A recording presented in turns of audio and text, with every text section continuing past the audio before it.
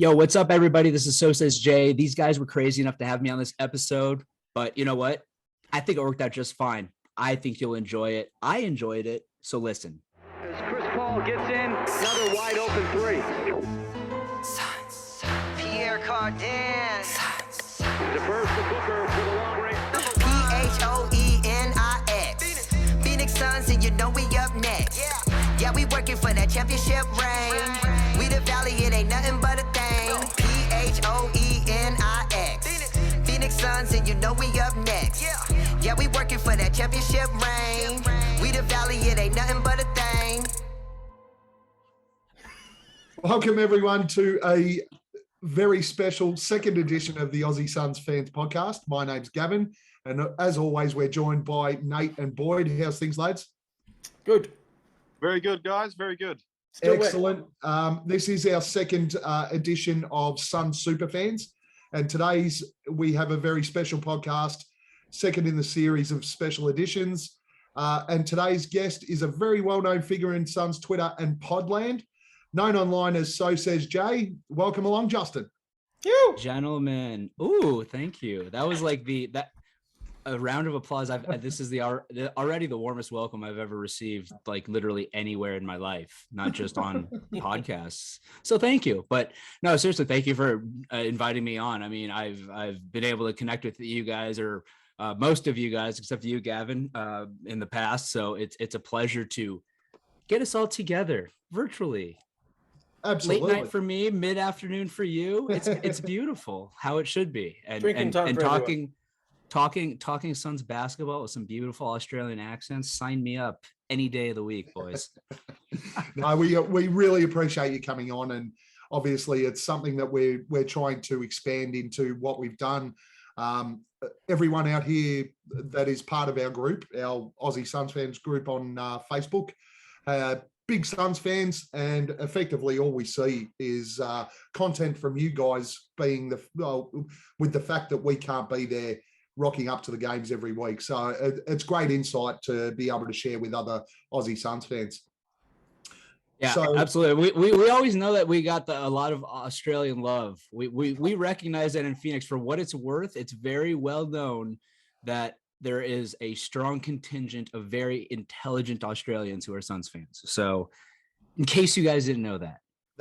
Where are they? You're recognized. You are recognized. We might have to invite those people onto the pod.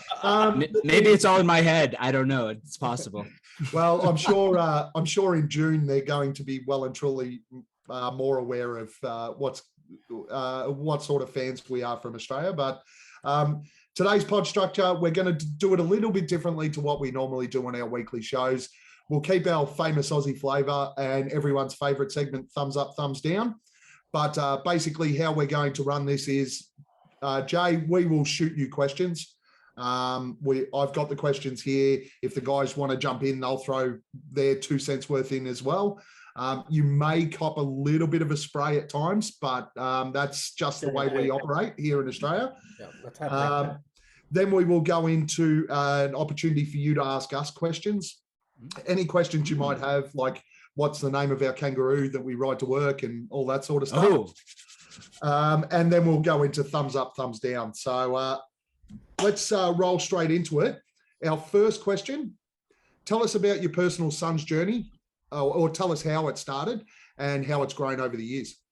Oh my God. Okay. We got, how long do we have? 3, 6, 12 hours? Plenty of time. Nate's got nothing else to do. I was born on a warm spring day in 1982, and that's kind of actually where it starts, because I was born into this, dude. Like, for real. Like, my parents were Suns fans. So my parents met in Chicago. So my dad grew up south side of Chicago. He was a Bulls fan all growing up. Bulls fan. Came to Arizona, became a Suns fan. My mom, most diehard Suns fan I've ever met in my entire life. I'm getting goosebumps. I am getting goosebumps just telling you guys this.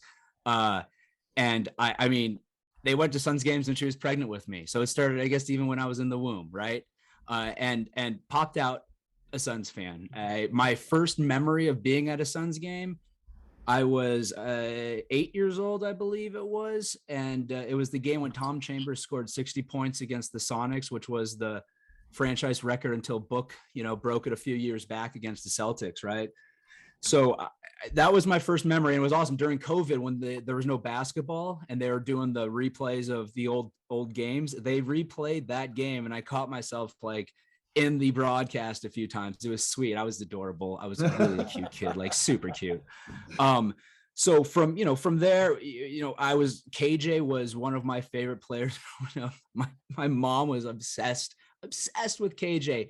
Called him her son a lot, which, was kind of weird as I was her only child, but hey, pretty cool brother to have, I guess. She once saw him drive. We were driving home from a Suns game. She saw him driving, and like we literally followed him down Camelback Road, which is like a major road out here, right?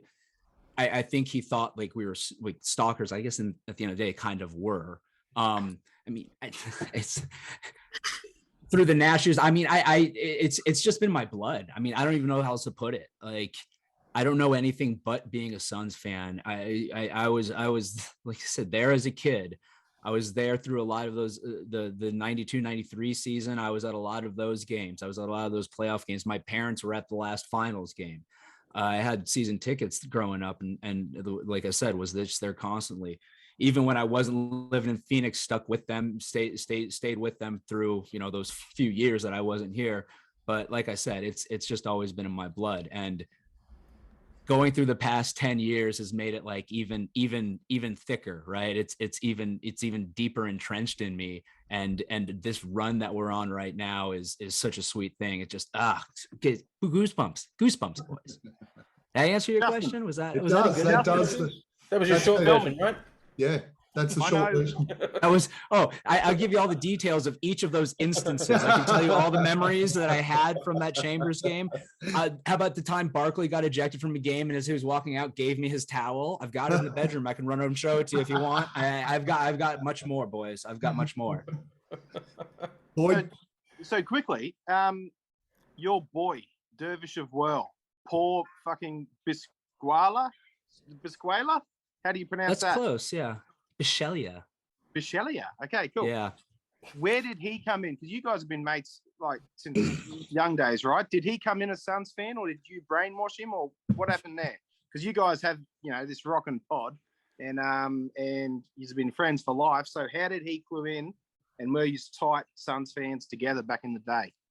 So it's funny you ask that question, because we were actually talking about the reason. I don't even know if it was on a pod or if we were just talking about it kind of, offhand. But so Paul moved to Phoenix like in the early 90s. I think he was moving to Phoenix that year that the Suns went to the finals. So he wasn't here yet that year, but they moved here the next year. So that's when he became a Suns fan. That's when he really started to, connect with the team. Paul and I then met. We went to college together. So we were in the same dorm freshman year. And since we were both from here in Phoenix, they had, we went to a small university in San Diego, and they had this like summer mixer for kids that were coming in from different cities around the country before you go in your freshman year. And we met at one of those, ended up being in the same dorm on the same floor. I think we're on the same floor. Maybe he was one floor below. And so became boys that way. He was my roommate 1 year, and 1 year, 2 years, 3 years. I don't know. He was my roommate. It's like 20 plus years ago. So that's how Paul and I, connected. And then the Sun, do you guys want me to tell you how we ended up getting our pod on Brightside? Because no, that's coming up. Then I'll stop there. Nate fucking Duncan. I talk a lot, by the way. You went to college with him as well, didn't you? I went to law school with Nate. Yeah. Okay. Law school with Nate. Okay. I'm still blocked on Twitter by him though, just for the record. So what happened there? Did you ever talk to him there? Like, were you chummy? Or? No, I mean, Nate and I knew each other in law school. I guess we're buddies. I think that'd be a fair representation, but we didn't like stay in contact afterwards. We're Facebook and all that stuff. Oh no. Wait, okay. I'm sure I well deserve the block if I'm going to be completely honest. At a certain point in time, it got to the point where I think everybody on Suns Twitter felt like they needed to be blocked in order to really truly be kind of not verified, but verified as a true A Suns member fan, of Suns yeah. Twitter. Yeah, You it's like haven't- you a haven't badge made of it. honor. Yeah, you haven't made it unless someone's blocked you. Yeah. Yeah. It was, Exactly, what was it, so- the Nate Duncan version of the Great Resignation? I honestly know nobody who's not blocked by him. I don't. I honestly haven't Unless checked. you, but, maybe you guys. Yeah, I mean, I don't Boyd even knows get all on about Twitter, getting so- blocked. Apparently, I don't know what that's about, but yeah. who the fuck's you guys, Thunderous Dunks? And why has he blocked me? I don't know, man. You want me to ask him? I'll ask him. Yeah. Oh, are you, I know he's a you know good him, or- dude. I just through Twitter. He follows the pod. He listens to like all the Suns pod. He's a huge Suns guy. You see him in a lot. Do you guys follow the PHNX stuff at all? yeah. Yes. Yeah, of course. Yeah. I love those guys. Obviously, I love Espo. Love their whole group over there is awesome. That's But just Lindsay. he's It's all about Lindsay. he's a big. What was that? You like All Lindsay? Oh, about I love Lindsay. I'll tell him y'all say hi. They've got like a live event thing coming up next week that I think I'm gonna try to get out to. Hush hush, a special appearance, no big deal, whatever. But no, they do a great job out there. I have no idea where I was going with that. Oh, Sundress Dunks. So he's huge with them. He's very active, involved with them, commenting on stuff. So he's a good dude. I have no idea why he'd block you, but he probably said something at some point. Yeah, I and think maybe it I was think misinterpretation. I think he blocked you when we did the Sava pod, to be honest. Oh, really? Okay. And let's face it, Boyd, if I didn't do this with you every week, I'd block you as well. Thanks, mate. Thanks. Cheers. All right, we'll move on to the next question, which is about the podcast, Fanning the Flames, the OG Suns podcast. How did it all start? See what you get for having a lawyer on. I talk a lot and then I predict stuff that you're going to ask me. So I was actually driving home from work one day and Paul texted me and he's like, "Hey, how would you like to do a podcast on Bright Side of the Sun?" I'm like, "Cool, bro. Great idea. That sounds fun. Let's do that." Just like, it's going to be that easy. And he texted me back like 10 minutes later and he's like, "All right." So I talked to Dave and he's giving me this long thing. So unbeknownst to me, because I wasn't really active on Twitter at all before I had the pod, to be quite honest. I mean, I had a Twitter, but I really didn't use it. I was more of a Facebook guy. MySpace before that, I go with all the social media. Everyone. Exactly. So, so Paul had been actually kind of every now and then just DMing back and forth with Dave, so they kind of knew each other. And Paul had asked him, "Hey, me and my buddy might be interested in maybe doing a pod if you'd maybe give us a shot." So when he asked Dave said, "Sure, why don't you put a test pod together?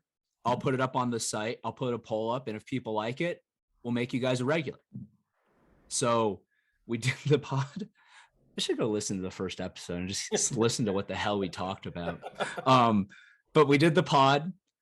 Sent it to Dave. He put it up. We told all of our friends to go and vote so that we would be able to stay on. They did. Like, there were like, I think like 12 people that voted no. And I'm like, those are probably the only legit votes that actually came in. Yes. But hey, you know what? Rigged elections. It's America, right? That's the way we do it, apparently. That's also another question, right? I'll bring Paul in for that. That's his area.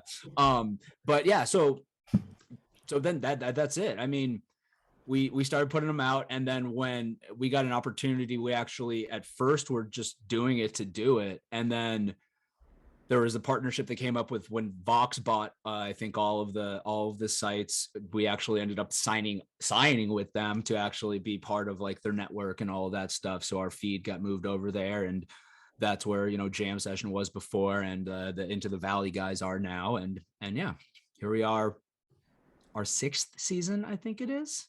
Nice. Holy shit! It's a lot of that was a lot. It's a lot of losing, boys. That was the first Suns podcast, yeah. It was. So we are the longest current running Suns podcast. Okay. Our feed was like the first feed, if I'm not mistaken. But I think also now Espo had a podcast before too. So we go OG because we're the OG in that regard, I think. I don't know. We actually thought that through at some point. Intact. I have no idea where it is, but yeah. So we're the kind of the longest tenured at this point, because we even Solar Panel, I think, even started up on Brightside just probably like a few weeks after we had. So Gotcha. so we like to, make sure Dave remembers that. All right, do you And now there are like 8,000 Suns there are, podcasts, there which are. is, you know what? It's beautiful. And I'm not shy about this. I don't listen to podcasts. I listen to very few podcasts. I listen to ours. I listen to you guys. And I've got a few select few. There are also some that I intentionally avoid because for reasons that, are out there. But yeah, but there's it's a good group. You can find what your taste is when it comes to Suns pods out there. And I mean, I feel like an Australian Suns pod is maybe the most beautiful one that's out there as far as I'm concerned. God bless. We agree. God bless. Yeah. Hey, We hey, get just a cheeky question. So there wasn't much competition around when you first got the okay from Dave to get your pod in. If you were to resubmit, and you didn't know Dave, you weren't, pals. If you were to resubmit nowadays, starting from, do you think you'd get accepted in? Oh yeah, Did the same- for the best, dude. Okay, cool. Yeah, I look, maybe. I don't know. I honestly don't know how many people even go out there and try to reach out to Dave to see if he'd have a spot for him. I mean, I just don't. I don't know how that process works, but look, there's if you want to get your voice out there these days, there's plenty of ways of doing it, right? You guys are a great example. You can find that niche and you can find the group that are interested in what you have to say. And when we started off, man, I mean, we had like the numbers were woo, almost like, is this just us accidentally downloading it multiple times or what's going on here? But as time goes by, people come in and start catching on to what you're doing, liking it, not liking it, whatever. And you find that little fan base. I mean, shit, Boyd, dude, you were like one of the first people I feel like reached out to me directly about our pod. Like I could probably go back to what our first couple of seasons and for sure find us talking about you. Yeah, man. Particularly because I was always like, we got this Australian dude that just like is digging our shit. This is awesome, man. This is fun. Oh, I'm like, it's not pointless. I'm the biggest fucking groupie out there. Like you guys were literally my fucking Woj, my fucking Brian Windhorst. Like I was totally disconnected. I didn't fuck around with Twitter very, very much, and man, I was like, oh fuck yeah, this guy just responded. Holy shit, I can't believe this is happening. Well, Justin, Boyd's the only reason we've met. I mean, dude, he connected us too. Right. Boyd was like, you are going to meet with these guys. You don't. Fuck you, man. I'm setting it up. He literally said, fuck you, man. I'm setting it up. Dude, I shit you not, like every time I'm hanging out with Dave King, somehow the Australian guys that came to visit always come up in conversation. Like it just happens. It was such a night. I'll just put it that way, right? It was such a night. I'm very jealous. Very jealous. Yeah, we tend to do that, I think, a little bit. So it's Hey, Justin, before we move too far off Dave, you're talking about submitting to be a part of his Brightside network and so forth. What do you reckon the flavor is for a podcast where the primary goal of the pod is to count how many times Boyd says the C word in an hour? Like, I'll push that one up to the top of Dave's list personally. How about Thank that? you. That's what I'll say. We are not Dave King's flavor, boys. We are fucking not. No, we have a very niche following, and it's probably going to stay that way, I think. we asked Boyd to clean it up one episode, and then someone posted in the feed. He got a minute 37 into the episode.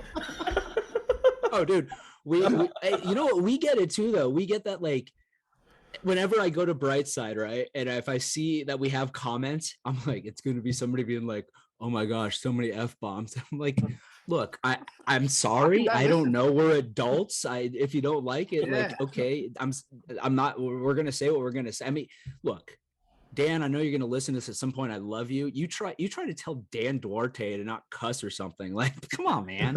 What am I? First of all, his response would be, fuck you. Right? Like, and we're going to put out what we're going to put out. It is what it is. Like I said, people can like, people not. We're not shy about saying, look, if you want to listen about X's and O's, there are a hell of a lot of people out there that are a lot smarter than us about that. If you want to hear some dudes talk about the Suns, like we're going to talk about the Suns having a few beers, then tune in. That's the way we've always been. I mean, Why there's we're a drunk reason on every why. episode of this podcast. There you go, man. There you go. There's a reason why we like when we started. Dave wanted that concept to be for the fans, by the fans, for the fans. Which way? I don't remember which way I say it unless I'm saying it in our intro. It's like that's how it's by the instilled in me. fans, for the fans. Yeah. Thank you. And that's why we kept it in there, because that's kind of our thing. It's look, maybe we'll try to give a crack at throwing out some stats for you every now and then. Maybe they'll be right, maybe they won't be, but you'll certainly hear our opinions whether you like them or not. And just on Dan, that's pretty much ours. That's pretty much ours too. It's the entire premise of what we decided to do was some fans from Australia. I mean, obviously, there's so many podcasts out there about the Suns, and predominantly from an American background. And we just went, hey, we want to talk about the Suns, but we want to do it like Aussies. Yeah, and that's awesome. What we do. Yeah. That's what I'm saying. Like, talk about a niche, like I said, and there's a ton of Australian Suns fans out there. We know that, and frankly, it's refreshing on the American side having a new podcast that has at least a different take, if anything, culturally on what's going on. Right? It's like I said, refreshing, because you got a lot of pods out there. There are good pods, there are bad pods, whatever the case might be, and it's all subjective. But at the end of the day, like I said, you find that little niche and you hit it, and you guys are the one that's out there right now when it comes to this, right? Appreciate that. Hey, Dave Grohl, just before we move on, you mentioned when the Aussies comes to town, you and Dave, it always ends up coming up in conversation. When the next crew of Aussies come to town in June, here's a question have you learned how to drink yet? Well, you want to hear a wild answer to that? So I haven't had a touch of alcohol in 14 months. Wow. Because I gained like 25 pounds during COVID, and I was like, fuck this. Cut out booze, and I've just stuck with it. So the answer, I guess, would be no. Wow, that backfired, didn't it? Hey, but you know what? I got Dan Duarte in my corner, so he'll take care of it for me. He'll cover both of us. Boy, with his fucking Buffalo Trace, I'm going to look that shit up. Oh, that's great, man. One of these days, he's going to force Jack. that sponsorship to be real. Buffalo Trace, yeah. Well, it's fucking. He makes Dan it Murphy's, sound- dude. Dan Murphy's have it. Get onto that. $60 a Yeah, bottle. really? Right. Is that something? So I'll pass it along. Fucking hell. It's good. Boy, send a text to Duarte. Tell him that guy to fucking follow me back on Twitter. His new fishing. account. Hey, I'm setting it now. Fishing right now. It's like, follow me, bitch. Well, I followed him. And tell him You're to like- follow. me back. Tell You're him like to all those follow the guy. OnlyFans girls Don't on worry about Twitter. Don't worry about Wait, Boyd. wait, Tell him to follow wait. the Aussie Suns fans Twitter handle, not Boyd. Boy, Jeez. Okay, hold on. I'm setting it all right now. That kick-ass segment they've got. Fuck that guy in the Twitter comments. That's true. I'm shocked that he doesn't follow you, because we talk about you like independently, like offline and stuff. That's I think you've just created a new segment there, Boyd. Fuck that guy. Fuck that. Yeah. All right, You let's work on that, Gav. That's Uh-oh. Then you guys might be that fuck that guy next episode. That's just how we talk to each other every day of the week, man. Yeah, that's true. All right, we're gonna. That's early day. One last thing, early day of our pods. Dave had to tell me to stop being so mean to Paul at one point, because that's how, like, when you're friends with somebody for 20 years, Paul was like that dude. Like, we'd always we'd rag on him a lot. He'll admit that, but he was also the first one that would be the quickest to be defended by any of us, right? Yeah. But I always talk shit to Paul in the pod, and Dave's like, well, maybe lighten up on him a little bit. I'm like, you and Duarte fucking smash him all the time. And he's so resilient. It's fucking. Maybe if he didn't interrupt us all the time, we wouldn't have to. He comes in with some really good shit, and you guys are fucking emotional as fuck, just on a roll. And he comes in with some pretty good stuff, and then you just cut him down before he gets his response. Get your fucking logic out of here. Get your logic out of here with me. There it is. You said it right the first time. Oh, shit's great. Where are we at, Gav? Next question, or we'll never get through these. Who is your favorite Phoenix Sun player of all time? Oh my God. I know this one. God He damn. doesn't. It's so hard. It's like you're like asking me to pick my favorite kid. Well, you do have a favorite child. I know this because I got 4 of them. I really don't. I've got a favorite. I don't even like half of them. See, but it's like I look at different eras and I feel like, okay, here I'm gonna go gut. I'm gonna go gut. No, you see, I gotta go. God, how much you fucking talk, man. I gotta go old school. I know. I'm sorry. Tom Chambers. I'm gonna go Tom Chambers. Yeah, I'm gonna nice. say Tom Chambers. All right. That's like super old school. I say him because he was my first favorite Suns player. Yeah. I got my hair cut like Tom Chambers when I was a kid because I liked him that much. Yeah. And like I said, that 60-point game was a huge part of my son's history, my son's background. And 3 seasons ago, pre-COVID, I got a really awesome selfie with Tom Chambers after one of the Suns games, and he was like super sauced up at the bar right next to where they used to do the post game after, like outside. And he had like 12 people like in suits he was talking to. It was not like a business thing, but clearly they were all like associated somehow with the team, what have you. And me being the dumbass I was, we were about to leave. I'm like, I got to do this. I'm like, Tom. I'm sorry. I don't mean to interrupt as he's like mid-sentence with all these people. Can I, you're my favorite Suns player when I was a kid. And you had like the most glorious hair. I just loved it. And can I just get a selfie with you? And he looks at me, he goes, as long as you never say that to me again. Yeah. And I was like, deal, let's do it. So I got that selfie with him. So I'll go Tom Chambers for that reason. But if you ask me that question in another 4 minutes, I'll probably give you a different answer, man. I swear. It's just like so many players from that history to just love. So yeah. Hey, Justin, I think the same night I met you was the same night I met Tom Chambers, the only time I met him. And it was as awkward as your situation. I didn't use quite as charming language as you did. I just stood next to him at a urinal, and I'm taking a piss. And I looked to my left, and I was like, holy shit, there's a giant next to me. And it's Tom Chambers. Don't look. So, what do you do? What do you do to meet someone in that situation? You wait for them outside. You wait for them outside. I did. I waited for him, and he walked out the toilet, walked straight up to him. I just figured as soon as he heard my accent, he might understand.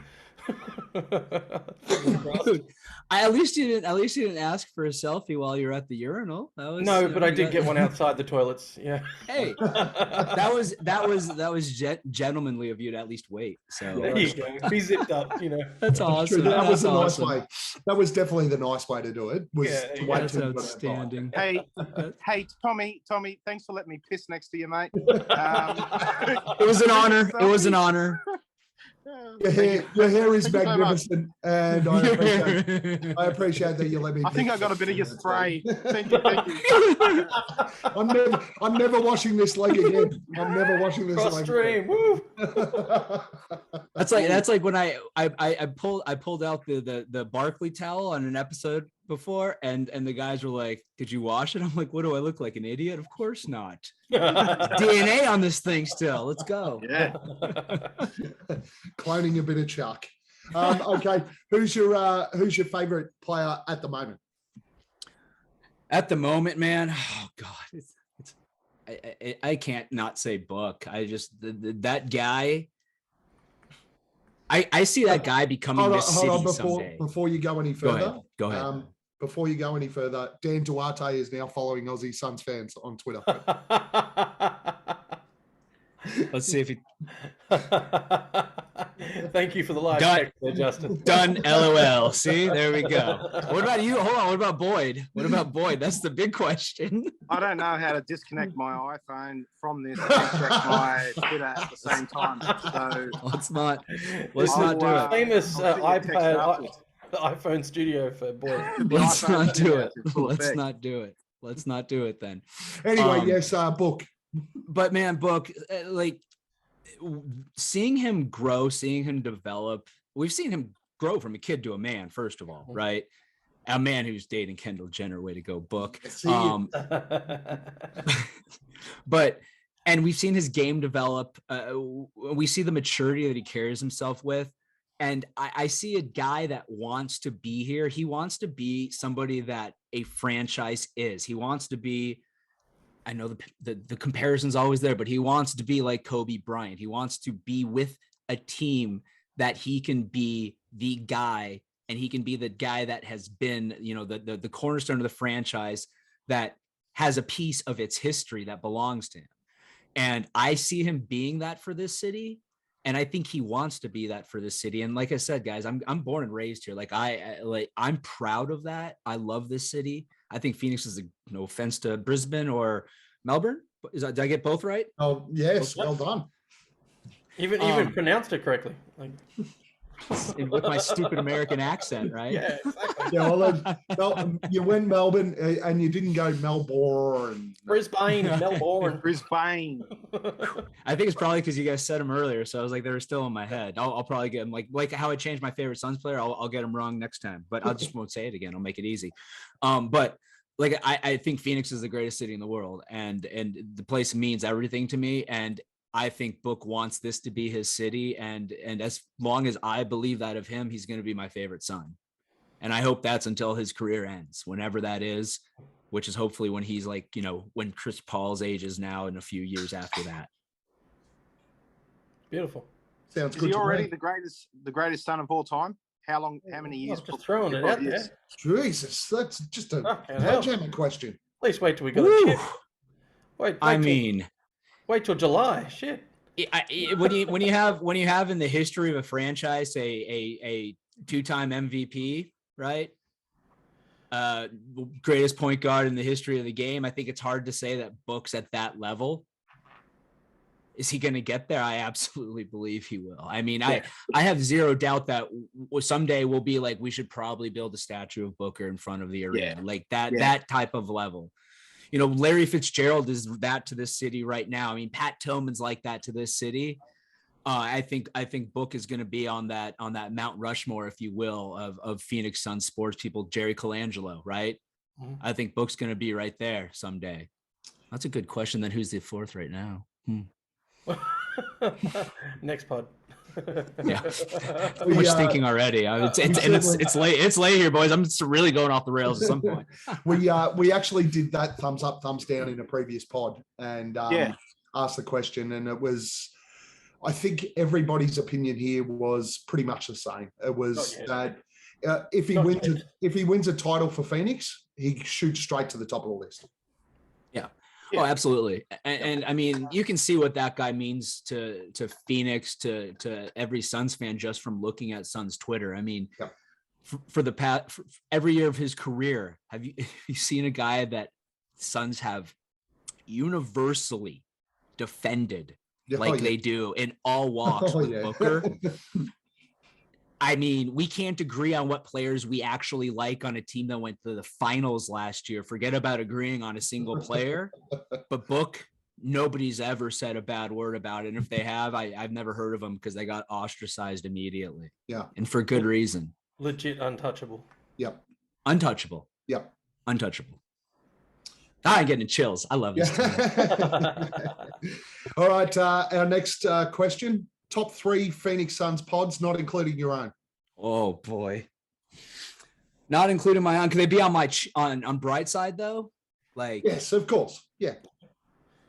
And can I exclude you guys? So because I don't, okay. Thank you for actually leading with that. Otherwise, we would have. Yeah, we would have got offended if you didn't lead with that. Always thinking. Mr. Solicitor. Hey, I'm woke, baby. I'm woke. So, all right, I got to say solar panel. I mean, Dave King's the OG of the OGs. I mean, right? He's been running Brightside, well, since the Suns got bad. So he deserves this more than anybody. He might also deserve the blame, but we'll put that aside at this point. So I got to go at them. I got to go jam session right after that. I mean, just the fact that those guys. Matthew Wilson, John Voida are that dedicated to put out pods after every single game. Yeah, that's insane. You guys do this. You know how difficult it is just to coordinate time. Well, we tried to do True that. that. We Talk did about that the during the editing and the playoffs. uploading. Well, we did that. We did that during the playoffs last year. Man, it was so heavy. Yeah, right. It's I can't even imagine. I mean, dude, Paul and I put out like 6 episodes last season, which was hilarious because it's the first year we've been doing the pod that the Suns were actually good, and we talked about it. We're like, what do we talk about? We can't sit here and be like, where are they in the reverse standings and who are we going to draft? What are we just going to do? Be like, this is awesome. This is great. So, hey, but we figured it away. But yeah, their commitment, and dude, you know what's funny? I remember they were on our channel. Dave told us to listen to them before they came on. He was like, what do you think? Because they're going to be on the feed with you. And we were like, yeah, these guys are cool. But those guys have gotten so awesome since they started. I mean, they click, they get the guys that when they bring guys in, they bring them in seamlessly. They do a fantastic job. And like I said, the commitment, and they're funny. Like, I love Voida's drops. Voida's videos are the greatest things ever. Have you guys seen any of the video, like the video advertisements or whatever that Voida's done for Dave on Solar Panel? They're the most fantastic things I've ever seen. Those two are fantastic. And then third, I gotta go PHNX, their Suns pod. They do pre and post game. Now I'll gush over Voida and those guys, but at the same time, the PHNX, this is their thing, right? I mean, their whole feed, their whole site is phenomenal. They cover all the different Phoenix sports teams, but their Suns folks do an awesome job. I mean, Espo, I love Espo. Espo's my boy. Saul Bookman is phenomenal. And they were awesome when they were back with Dave on Solar Panel. They're doing a great job over at PHNX. Lindsay, God bless her heart, man, for being with those dudes. And you know what? Same thing for Gerald. God bless his heart for being with those dudes. As much as I love Espo and Saul, man, woo, but they have a good time, and you know, they do a phenomenal job over there. Again, they do pre and post games. They do weekly pods.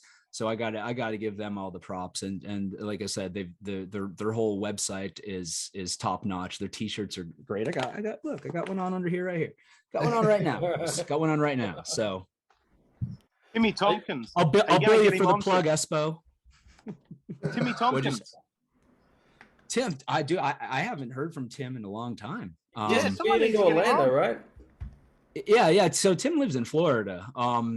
So that was always kind of an interesting thing with their pods, because they do them. I mean, the Solar Panel guys, well, Dave still does them super early, but back in the day when Tim was the host, they would do pods at 7 a.m. man. I mean, that's 7 a.m. on a Saturday morning is early on a Saturday morning. So we're like getting on. If I was on a guest, I'm like groggy. I'm like, yeah. So what are we talking about here? But yeah. So Tim was in Florida. I honestly, since he left, I've been in touch with him, like texted him a couple times just on random things, but it's been God knows how long, longer than months since I've talked to him. But like he's in the Suns Jam Session Fantasy Basketball League, but you know, at least by name. I gotta admit, I missed him a little bit. Yeah, so do I. Yeah. I got where he was coming from. I swear to God, like keeping those guys intact, intact. In check. On track and in check. Thank you. It can be a challenge. I experience it. Gavin probably experiences it, right? So yeah, Tim. We just let Boyd go. I sometimes just sit back with Dan. I'm just like, go ahead, bud. When that all first happened, I thought that Saul Bookman came in and sort of just came in and took over the Solar Panel, kicked Timmy out, and then stole Espo and left Dave on an island. That's tinfoil hat, Boyd. That's what I thought happened. And I think I actually texted you this, Justin, and you set me straight. But my feelings were hurt, man, because the crew were broken up and things were changing. I didn't like it. It was the Tim thing. Tim was looking. He moved a different direction. He was looking to. I think he got busy, maybe with a new job or something like that. Just wanted to change it up. And yeah, the whole breakup of the Solar Panel, if you will, which you were the lawyer for. It was rough on all of us. Yes, I was. By the way, okay, you want to hear a story about that? how did that happen? How did I end up doing that? Dave texted me at like, I don't know, 6:45 that morning, being like, "Hey, you want to come on Solar Panel for like 10 minutes and play a lawyer?" And I'm like, "What? Sure, why not?" And I'm sitting here, I'm like, is this planned? Is this like, does Espo know this is happening? Like, what is going on right now? So I get on there, I'm just like, so anyway, that was. Why didn't they get you in on the famous trial of Ryan McDonough? I don't know. That would have been a logical choice. I don't think I got even asked, but maybe they thought I would take it a little too seriously. Also, I was a pretty big McDonough fan, although I don't know that I would have any ties to him at this point. But yeah, I don't know. You'll have to ask them that. I was fascinated by the fact. I'll ask Espo that. Ryan was a 30-year-old GM. That is an accomplishment. Like to look, and he might have done a shit job in the end of it, but what an accomplishment to actually get that at 30. He came from the Denny Ainge ilk, right? So what was Denny Ainge good at doing? He was a scout for him, procuring assets. So yeah, of course he was going to do that. Well, and also remember, remember with McDonough too, we got. Yeah, sure. He screwed up with that whole 3-point guard thing and all of that, but that got triggered because we almost made the playoffs, right? So all of a sudden he's like, "Oh, I now we're going to go win now instead of rebuild," and that set the rebuild back 2 years. Mm-hmm. And then what happened when he finally got the fruits of that quote unquote labor of all of us watching the reverse standings for years after year? They picked DeAndre Ayton, and then he's out the door.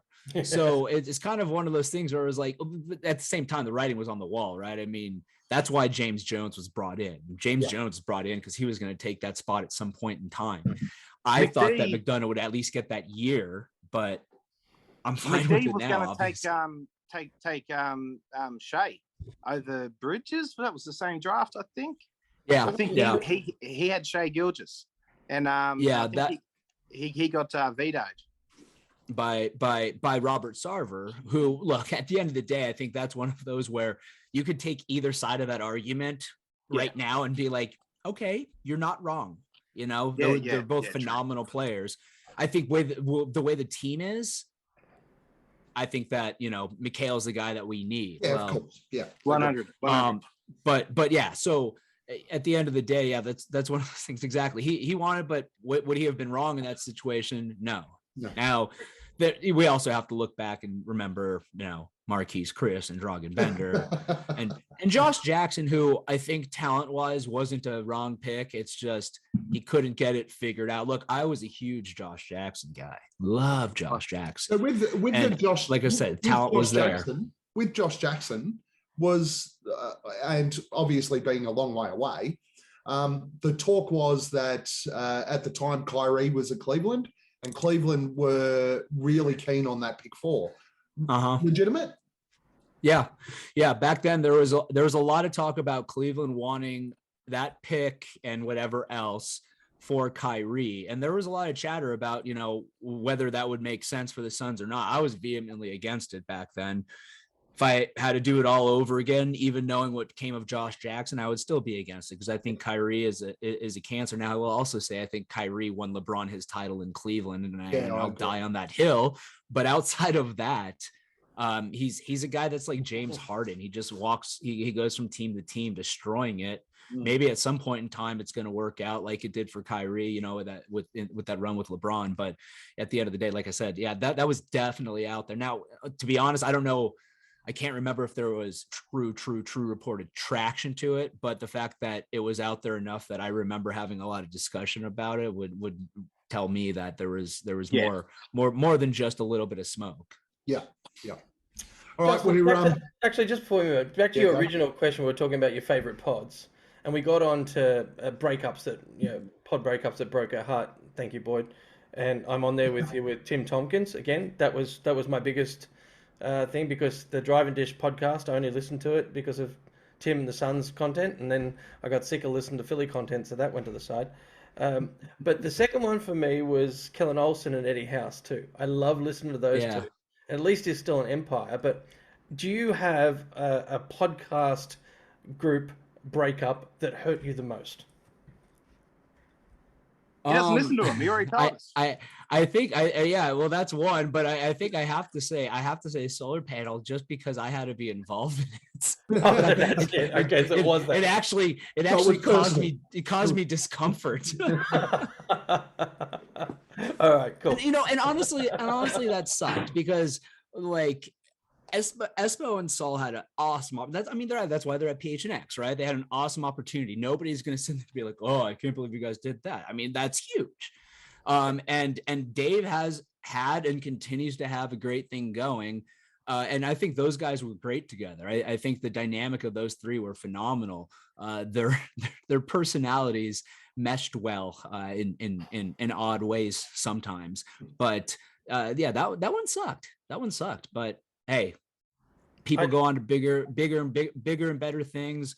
Dave at Solar Panel is doing great with Zona Hoops over there and the folks he has rolling in. So yeah, look, the more the merrier, I guess, at this point, right? I enjoy Zona. I think Zona he's great. He's great to listen to. So as a podcast built on hanging shit on each other, I do miss that about Espo and Dave. Yeah. He still gets a bit of it at PHNX, so. Yeah, he just hangs shit on Lindsay. That They profile do picture. Fucking hell. The mustache. Wow. Oh, Espo. Hey, it's funny when I did that yesterday. I suggested it. Paul pulled the trigger. So to the extent anybody's truly guilty, it was his fault. But yeah, I mean, he had to shave his beard into a mustache yesterday. So he's getting his over there. But they're dynamic. That's why I say they had a dynamic that meshed and was hilarious. So you definitely missed that. But again, bigger and better things. Everyone's happy. Everyone's doing their thing and still continuing out there. And shoot, Dave's going too. He's got his midweeks going every weekend. I wake up Saturday morning and I turn it on. And my wife's always like, "We're watching a Suns podcast, aren't we?" It's 8 a.m. on Saturday morning, sweetie. Of course we are. That's not bad. You've sit on down next to me. You've done 8 a.m. You've done 8 a.m. Saturday morning for the last 3 weeks. I've gotten so much trouble from my wife because at 2 a.m. on Sunday morning, I'm sitting up watching the pod live. I've been getting in so much trouble for that. I copped it again last night, but and it's so fun doing those pods live, like and being involved in them in the chat. I really enjoy it. It's just like it's a lot of fun.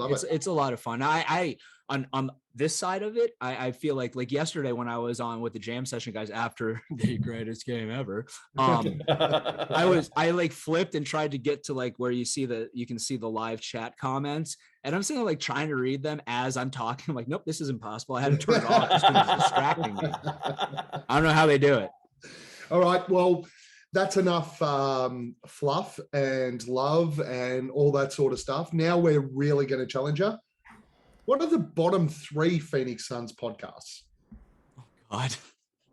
Hey, don't sit on the fucking fence, man. Come on. No one's going to listen to this. No one's going to listen to this shit list. Now, I got to say this. I don't listen to podcasts. So, and I also have to say this. I'm gonna do this because I had a long discussion with Dave yesterday about taking higher roads and not having to say negative things about people. So I'll say, how about this? Watch Fanning the Flames. Aussie Suns Fans podcast. Aussie Suns Fans podcast.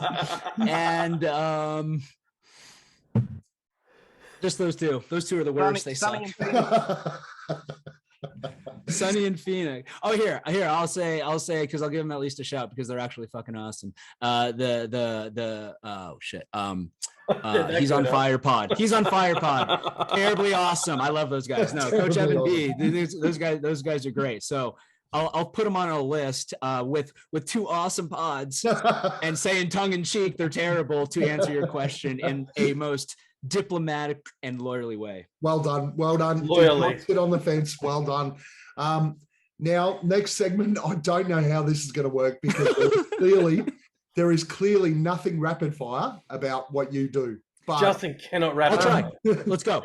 I'll do it. We're planning a trip of Aussie Suns fans to travel to Phoenix for the NBA Finals because, of course, the Suns are going to be in the NBA Finals. So we've got a rapid fire list to shoot at you. number one, what's the best place for us to stay in Arizona? And we're looking at Airbnbs or hotels, or we don't even care at the moment, but best area, where should we stay? Just don't want to camp. I would say Arcadia area. If you're looking for Airbnbs, because they're actually houses, they'll be nice houses, and you'll be easy enough distance from like Scottsdale, and then maybe like the Arcadia area where there's more of the kind of adult, older crowd, not older, but mature, right? That's not better. You know what I'm saying? Yeah, no, and then it's not far from downtown. So boom, there you go. Why do we want to be in the mature area? Yeah, you're just calling us old, man. Come on. I feel like, mature. Look, the area that you want to be to engage in activities like you did last time, I feel like that would be the area. Arcadia. See what I'm saying? Write that down, Nate. Write that down. I did Arcadia for Airbnb. All right. This one is a Nate question. This will be close to me. So there, you got that too. This one is a Nate question. And just to give you a heads up, there is a wrong answer, which is anything but what Nate wants you to say. Where's the best place for us to grab a beer and watch games? Marley's. Oh, easy. Yeah, I love Marley's. Actually, in my background, before we move on, in my background, Justin, the table we're drinking at is in my background. I know. That's why when I said it's like you're here, when I first saw you, I know that's Marley's behind you. I see it, bro. Is that over? You're like at the table? Yeah. Is that on the left? That stool on the left? Uh-huh. Yeah. That table right there. That's where we sat. Right under the lights. Rank. I gazed at that photo, and that's where I thought it was. I gazed at that photo that you sent through. I can't remember who sent it through, and I just went, I was fucking so jealous, and I was just fucking looking at it. So yeah, no, that area does look a bit familiar. All right, that's a spot. Where's the best places for us to go out? Because it's we're Aussies. It's always party time.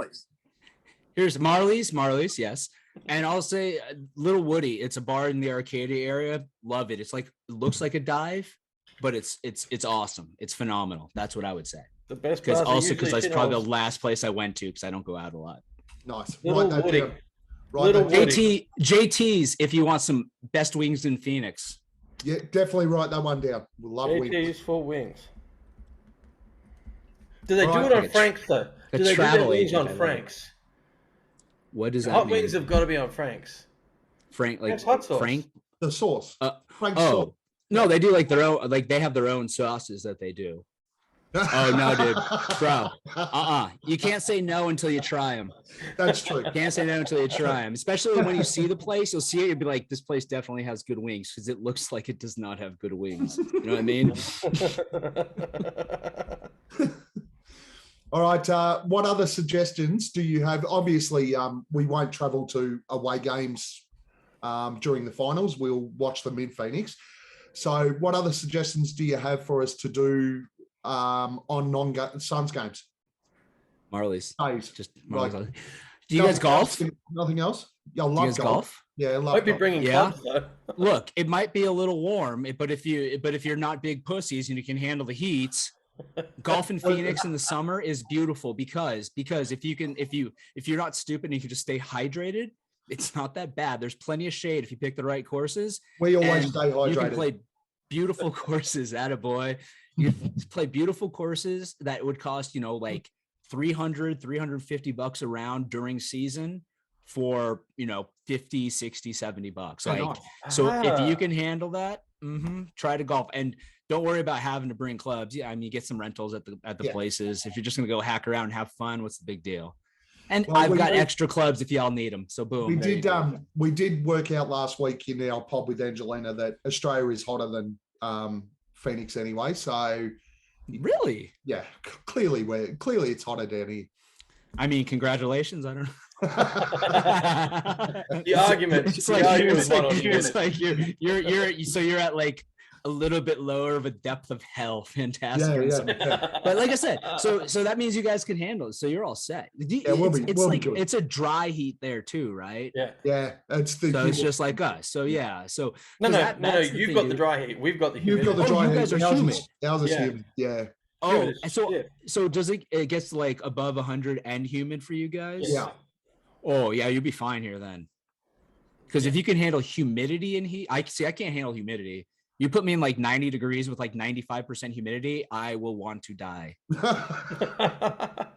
That's People pretty say I much operate in outside right now. people say I operate in extremes. I don't know where they get that. All right, that's fantastic. Nate, you got all the information there. We've got Arcadia with a little Woody at JT's. Perfect. That sounds like the perfect weekend, to be completely honest. And if you just keep rotating that while you're here, you're set. And then all we need to do is get Hammer on, get an OnlyFans account, put it on the OnlyFans, and we've got a subscription. Boom. Passive income. Boom, boom, boom. You're set. All right. Here's On the your fun. way. Here's the fun part for you, Justin. You questions for us. Go. Oh man. Okay. Let's see. I'll start easy because I'll come up with other ones I want to ask. How about each one of your favorite Suns fans, Suns players? Ooh, I think I just thought of my next question. Yeah. All right, Boyd. Who's your favorite? What are we talking? All time or now? Or All both? time. Or both. You want both? Let's throw both. Boyd, Barkley and all Book. time and now. Barkley and Book. Barkley and Book. Nate. I like it. Well, after last week's pod, my favorite Suns fan is it's got to be Marley and Book. It's And for me, Marley, it's, obviously. for me, it's KJ and Chris Paul. Okay, I like that. Those are all excellent. I mean, I hate it. Carry on. you hate what? He hates hate it. He hates it. I hate So- that he jumped on CP in his second season. So my response to that, Boyd, is go fuck yourself. Good. which we say often. I shall. I shall Next ask question and ye shall receive. How about who's your least favorite Phoenix Suns player ever? of all time. Mm-hmm. Easy. Ever. That's the yeah. easiest question of all time. Easy. Robert Horry. Yeah.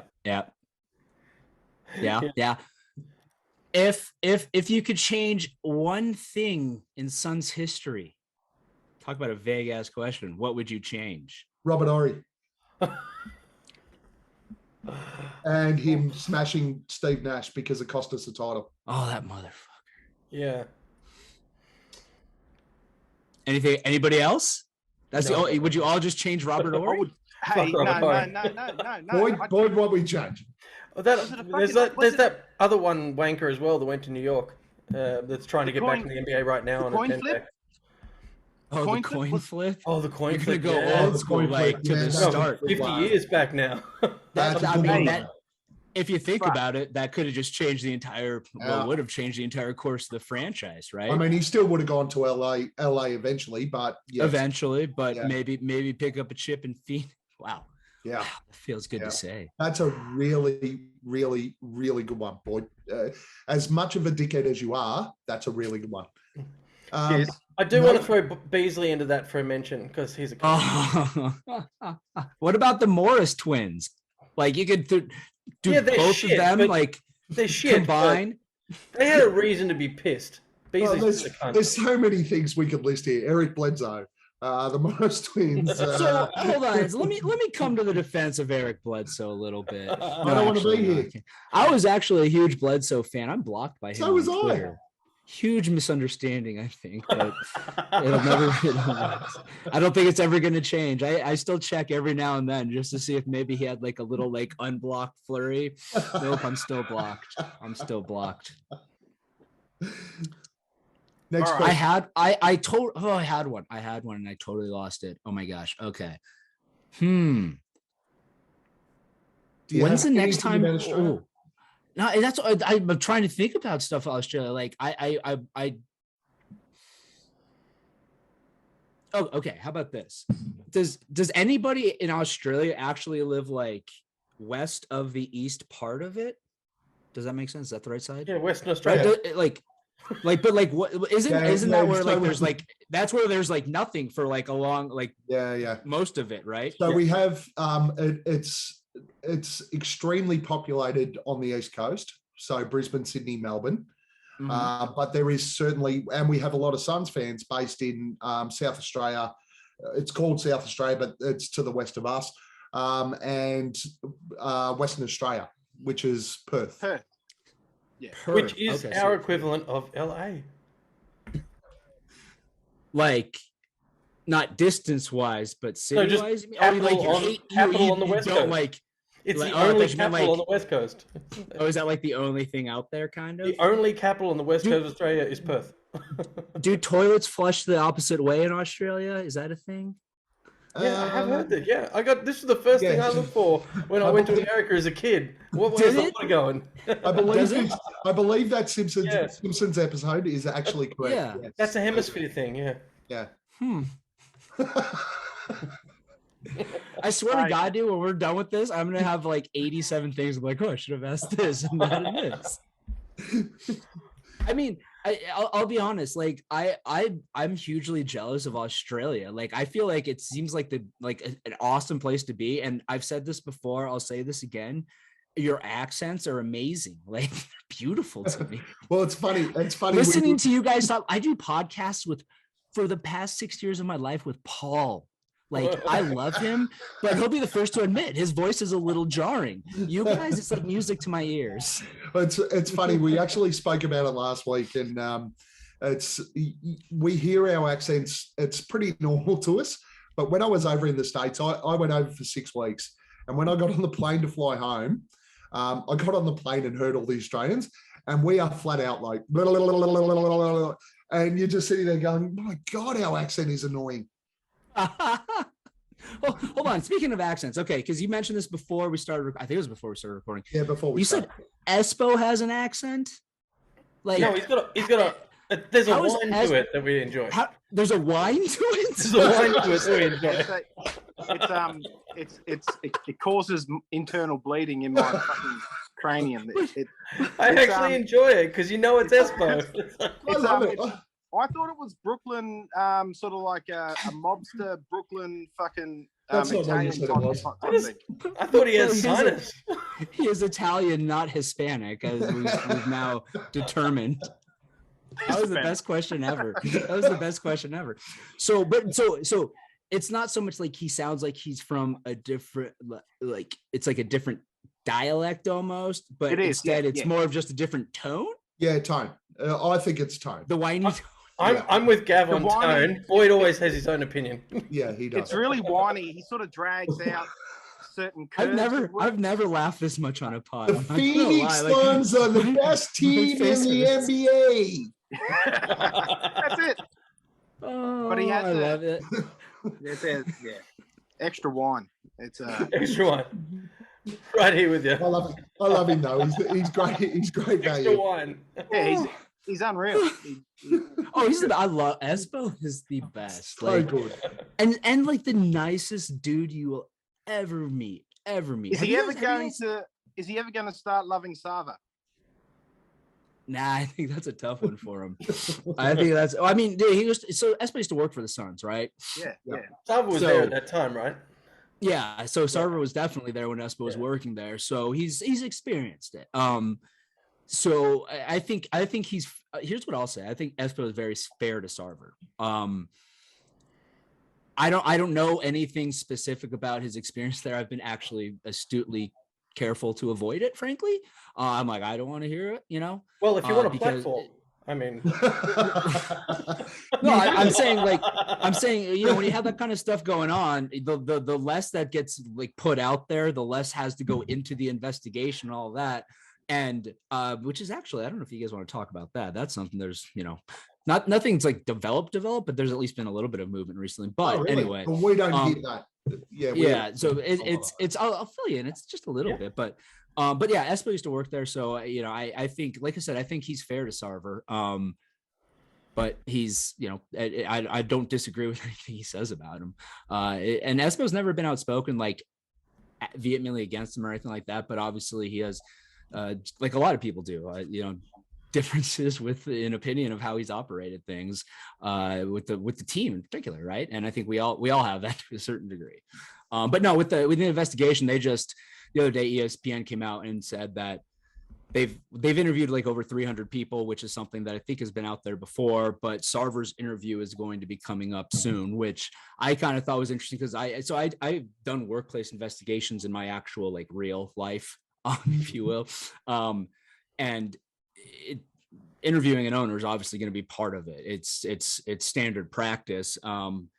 But I still think we're looking at a situation we're probably months away from hearing anything with any level of finality, because even when they finish all the fact gathering, then you have to compile all the data, come up with your findings, come up with your conclusions, recommendations, whatever extent they might be doing things. So that's all still out there. But the good thing is I highly doubt we're going to have any distraction from it while this team makes its run to the finals here this year. Well, that's the good thing, because it was something we actually brought up in the last 2 weeks, that our biggest concern is that this becomes an issue during finals.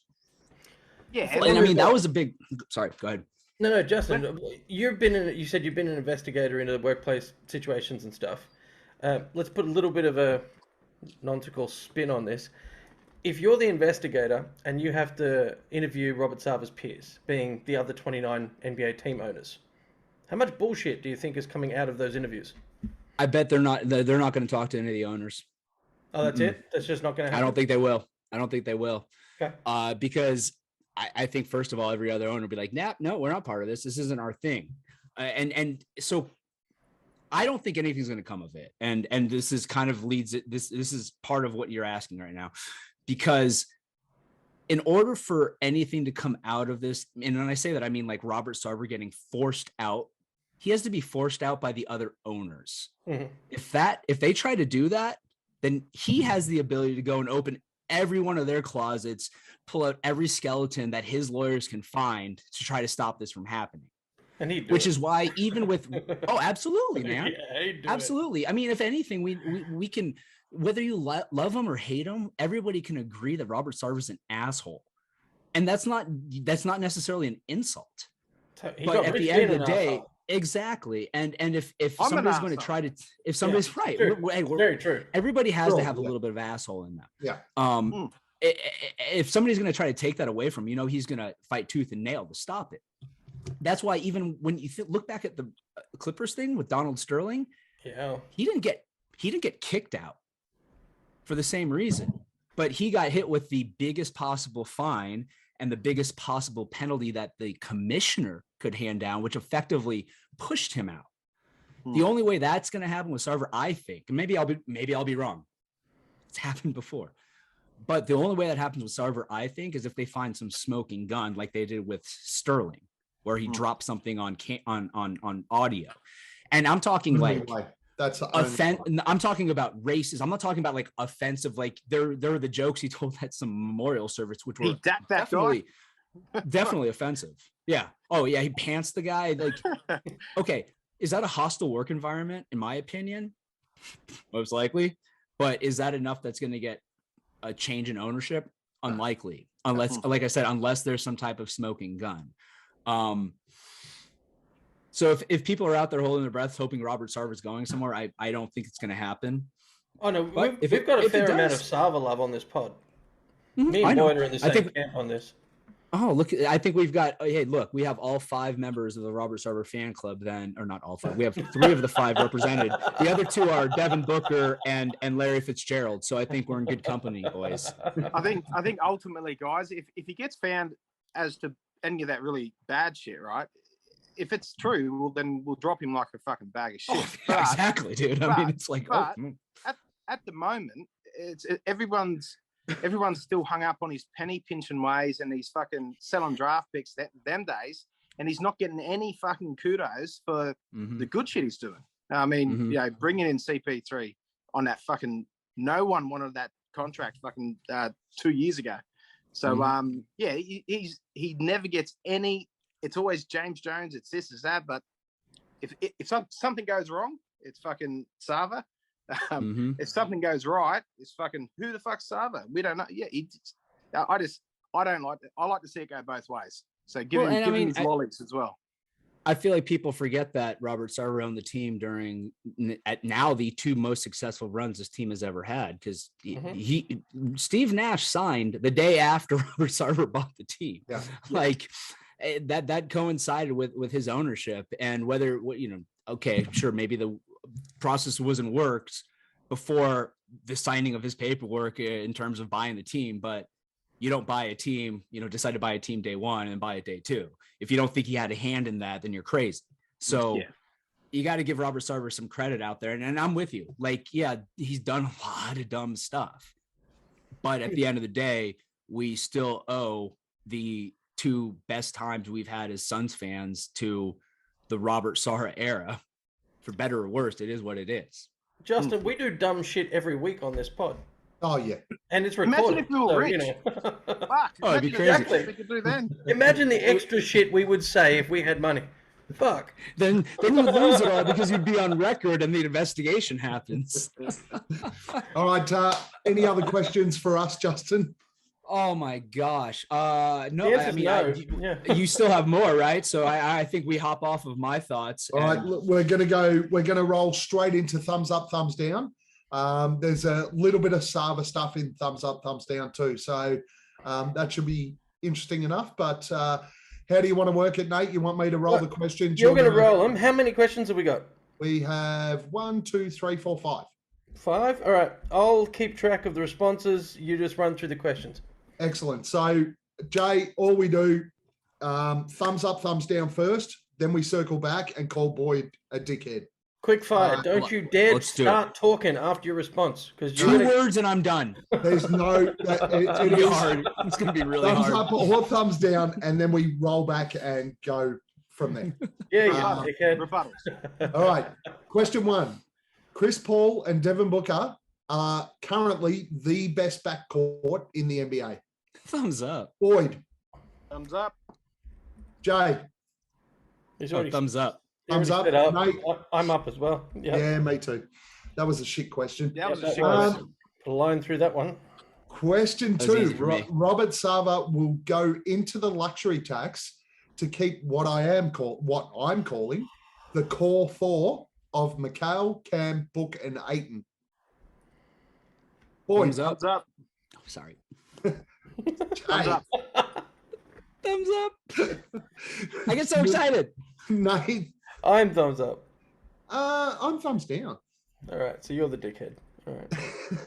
If Cameron Johnson continues this trajectory, he will replace Jay Crowder in the starting lineup next season. Boyd.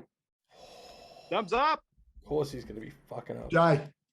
Thumbs up. Nate. Down. I am also thumbs down. Can't wait for that.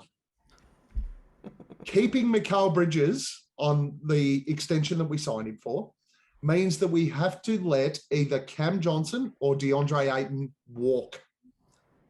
Boyd. Thumbs down. Jay. Thumbs down. I'm also thumbs down. And I am also thumbs down. Ooh. Although I think there's a lot more digging we can do on that question. Let's chat on that one. Yeah. Flex, last question. Flex has legit sources and every fucker dishing shit on him is a Gronk. Oh. Boyd. Thumbs up. Jay. Thumbs up. I've got a problem with the question.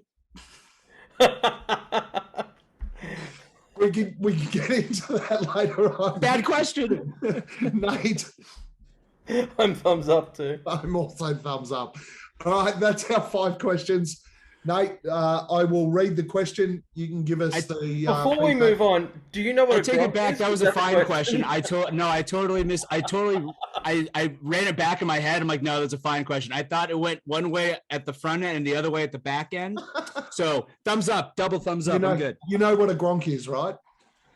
No, I don't actually. I assume it's we'll get back to that. We'll get back in America, a Gronk is somebody who plays NFL football with Tom Brady. Oh, like you're talking about Gronk himself. No. In Australia, a Gronk is a fucking idiot. Oh, so it's kind of the same thing. I love Gronk, but he doesn't come across as a really intelligent dude. He doesn't. Okay. Sorry. Question 1. CP3 and Booker are the best backcourt in the NBA. I think we're all thumbs up. We all agree that was a shit, stupid fucking question, so we put a line through it. Move on. He's a dickhead. Does anybody? Is that the part where we do that now? That's it. Yeah, Gab's a dickhead for putting that question in. Good work, Justin. You're on it. You're onto it. Thanks for your contribution. Fucking big man. Robert Sava will go into the luxury tax to keep the core four of Mikhail, Cam, Book, and Aiton. So I was a thumbs down. And the rest of us were thumbs up on this, Gav. And the rest of you were thumbs up. I imagine this is that question you designed where you want to hear yourself talk. Yes, correct. I don't think Sava's going to pay. And why? I just don't think he will. Based on history, I don't think he will pay to keep the core four together. I think there's a significant chance that we will lose one of those four. And obviously, Jay, we spoke about this last night or early hours of my morning. I don't think he'll pay. We will lose one, and that is why this year and the result of this year is so important. See, on the flip side of that, I think that the fact if we win this whole thing this year, it forces his ham to go on the luxury tax, regardless of where Jay might be going with his insight. Here's the thing: if we offload DA, and with all the bloody crap out there, that's probably more likely, given they didn't extend him when they could. So they're probably it's looking like DA, if any of them, will go, right? So I don't agree with that. We've got another year for Cam Johnson. We don't have to extend him right now. We can let him sit. The problem with the pod we've got today is that we've just come off a Cam Johnson 38-point game. I know. Right? I know. Recency bias. Yeah. Take that away.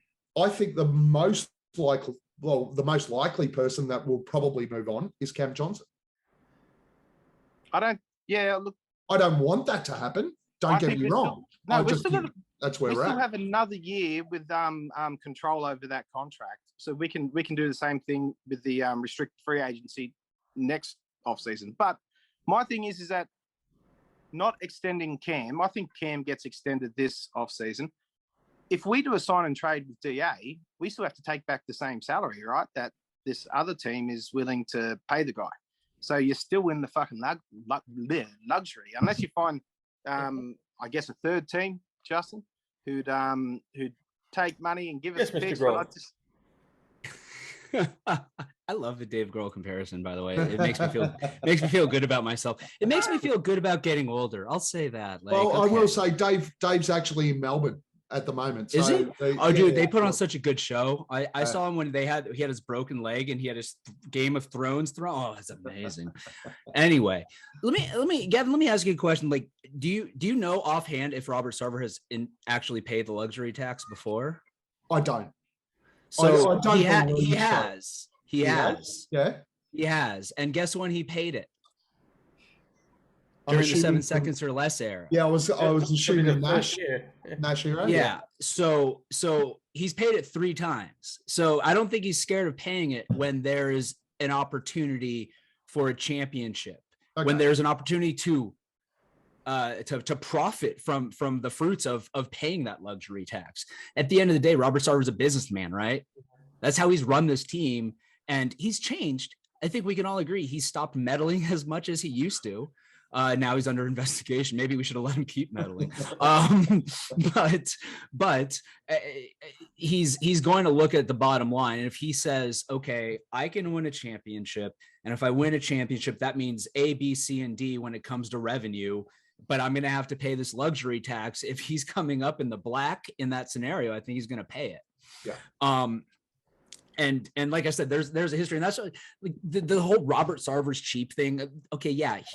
When he traded the picks along with Kurt Thomas to get rid of him, that was for luxury tax reasons. So there's justification behind saying, oh, he has a history of it, but he also has a history of paying the luxury tax. So I think we can't just say he's not going to do it because he's not going to do it when he's done it before, faced with this type of opportunity.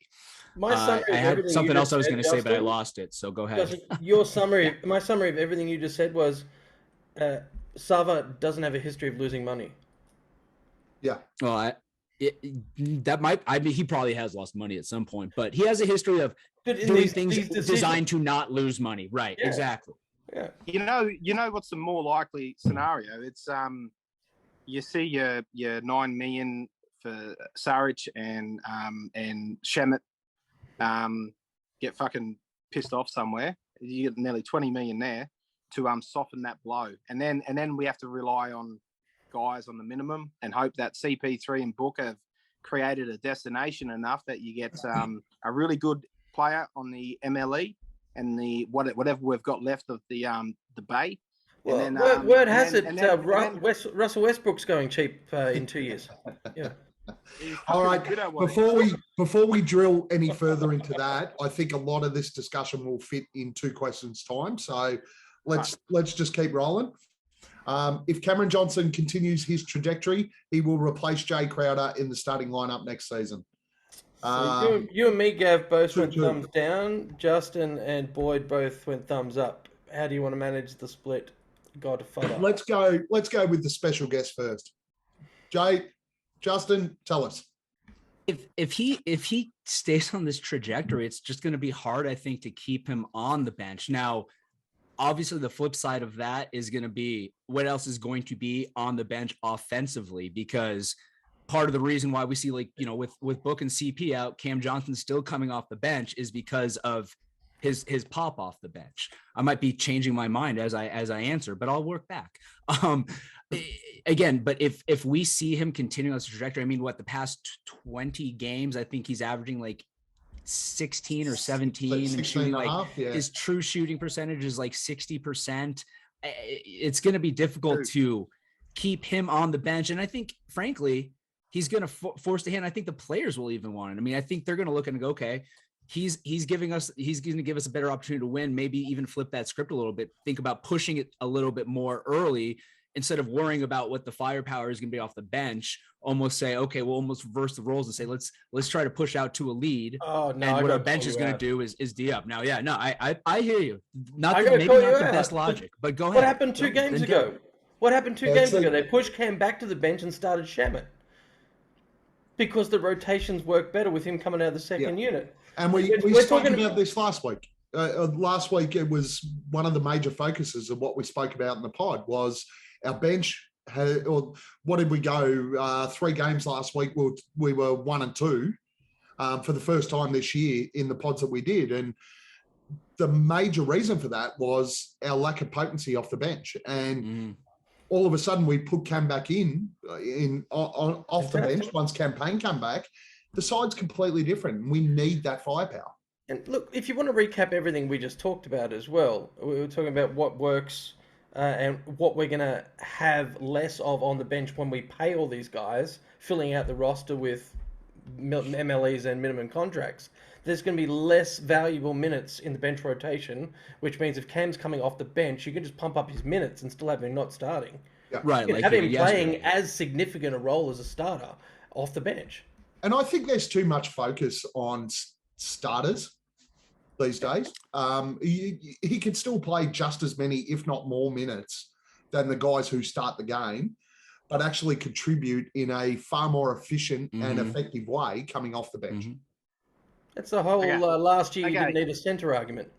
Okay, so Cam Johnson, if you plucked Cam Johnson and Jay Crowder out of this team and you put them on any other team in this competition and you said start one, bench one, you can't start them both, who do they pick? Oh, Boyd. You're fucking with culture fit here, man. Yeah. You're fucking with culture. Who do they pick? Who does Crowder is the culture. Nate's spot on. Hang on. No, you asked a question, we fucking answered. We're not hanging on. We're trying to answer your question. I'm getting to the... no, I want you to answer. Yes. You just fucking did. Do they start Cam or Crowder? They start Crowder. Yeah, absolutely. Fuck off. I don't believe it. I don't think they do. I think now... I'm blocking Boyd. Right At the end of this episode, I'm blocking him. Fuck it. Let's cut him out. I text Dan and tell him to nix the follow then? Okay. Yeah. Send Dan a message and go, don't follow Boyd. He's a fucking dickhead. Well, here, I'm gonna... Go ahead. Right now, Cam Johnson is playing at a level where he should be starting over Jay Crowder. And I believe where is he playing at that level? And I believe any other team in the comp would agree. That's my opinion. Now, but where is he playing at that level? Listen, I'm not just like all those other teams that wanted Jalen Smith. His here's what I think's happening. I think that we've got a veteran in that Chris Paul has and Book have obviously gotten in Crowder's ear and said, "Come on, man, come on over. You know, you're going to be a starter, this and that." It's a culture thing. It's Cam has sat back and just thrived in the position that he's in. I'm not saying he hasn't coming off the bench, but I think next season it's Jay's last contract year with the Suns. I think that that's the time to hand the mantle over, and I think he's been given half a season now where Cam should have been starting in front of him, and I think he knows that. And I think next season it's finally all right. Take it. It's your time, and I think he's going to prove that with all these extra minutes he's getting over the next 6 to 8 weeks. So. I thought you were a dickhead coming into this pod, Boyd, and that hasn't changed. You confirmed. And now you know. Who's a better defender, Cam or Jay?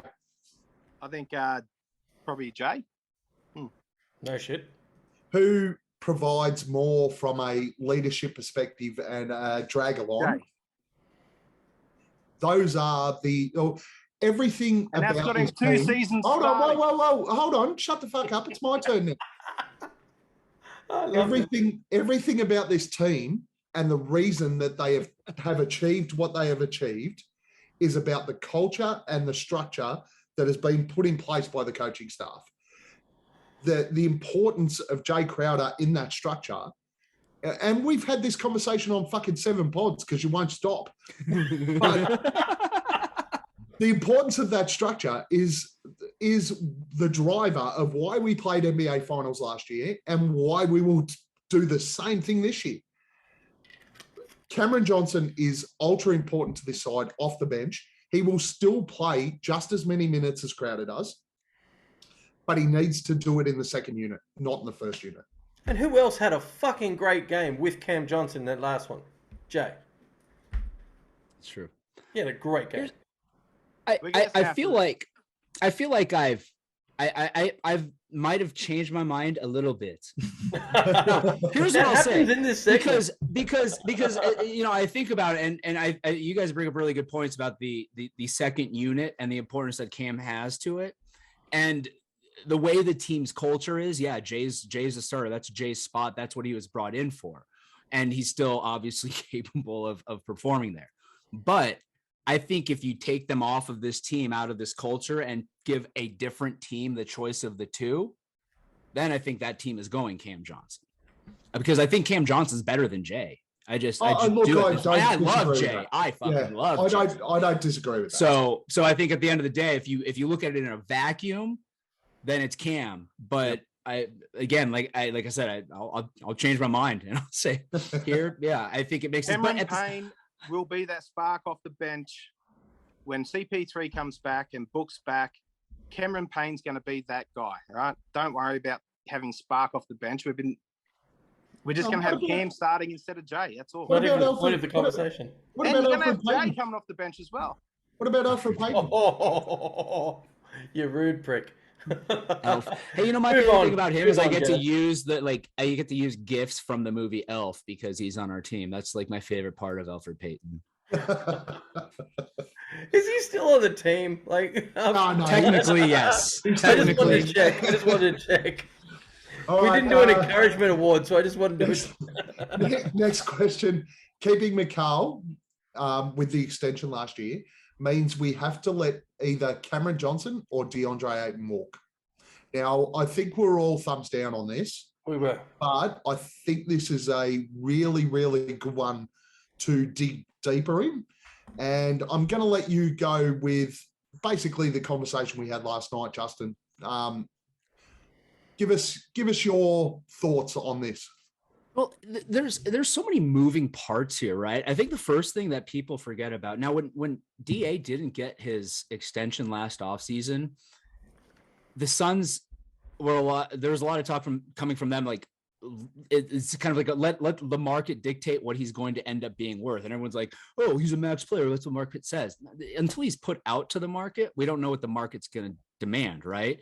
If he gets an offer sheet that's less than the max, then the Suns made a right move by not giving him the max because he's not going to get that anywhere else. And we didn't have to pay it to him anyway. But let's assume for the sake of conversation that DA gets, 30. I don't think he's going to get the max this offseason. I don't. That doesn't mean I don't think he's a max player, but what the Suns have done is put themselves in a position where if he doesn't get an offer from another team that goes up to that level, and the Suns have no reason to pay it to him necessarily, right?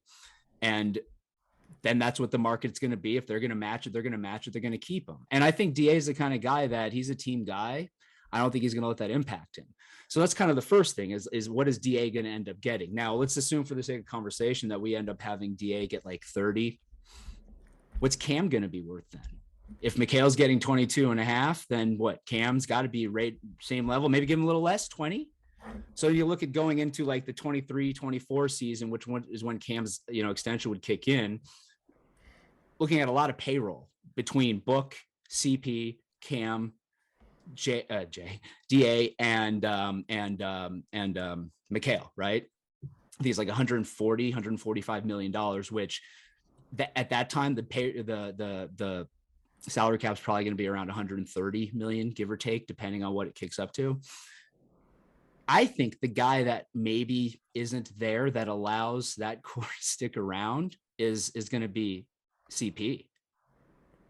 How about this? How about we win a championship this year and CP goes, I'm good, and retires? Or my thought is when we win the championship this year, if CP sticks around another year, remember his contract after that is only half guaranteed for that following season. That very well could be the time when he hangs it up. I think that if we see DA stay with the team and we see Cam get an extension this offseason, that means that CP is not going to be on the team after next season, whether that's by retirement or whether that's by him being traded to another team, because there's no coincidence. I think that his third year is only half guaranteed, because that becomes a tradable contract. And James Jones said he wanted to keep the opportunity open for another, one of those max guys. But regardless, again, if he comes off the books, and I think they can keep there. Go ahead. I have not researched this. It just came to me while we're talking. If they either buy out or pay out the guaranteed part of the last year of CP3's contract and let him essentially walk, can they sign him back for minimum contract and then be under the salary cap? I don't think you can buy out a player and then re-sign them the same season, even though the whole contract is non-guaranteed. No, yeah, I think that's against the rules for that exact reason. Okay, right. Okay. So Which is that's the Goran Dragic thing with Miami. Right. So right. It's essentially they traded him, and when he was on traded, it meant Miami was in the mix to be able to sign him. But previously they weren't. Right. Right. So I think there's a way. And like I said, I think one of those guys has to be gone. But I mean, ideally, and it's weird to say, but CP, right? Because I think that gives them some flexibility, a little more flexibility under the cap. Cap, and yes, but you were talking about players that are expendable and stuff. And is DA a max player? Is he getting the max money? I mean, if you missed out on your max opportunity because essentially the boss said you're lazy and you had a year to go and prove it otherwise, do you think he's proving it? Because he's not an alpha dog. He's not playing like an alpha dog. And we spoke about it week after week. His numbers do not look like he should get that money. Especially we know he can be better. We know he can be better, right? Similar to the recency bias on the Cam Johnson thing in that big game yesterday. DA just happened to have a fucking stinker. DA has had a string of shit games. Cam's had one amazing game. Diaz had a string of shit games. We spoke about it. He's not even averaging a double-double. He should.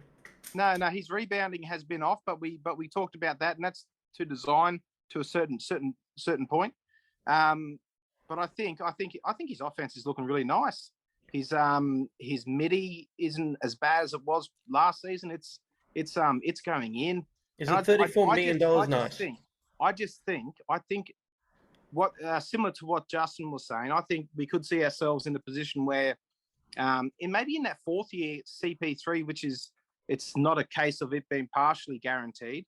It's more a case of it being an option, in which case he can knock back that option, and it's a team option, so the team can do it, and he can probably sign something more team friendly at that point. But there's still that 1 year in overlapping where I think Robert Sava, if CP3 has found the fountain of youth and he can keep on playing and being a general for this team, I think we see something more in the fourth season happen.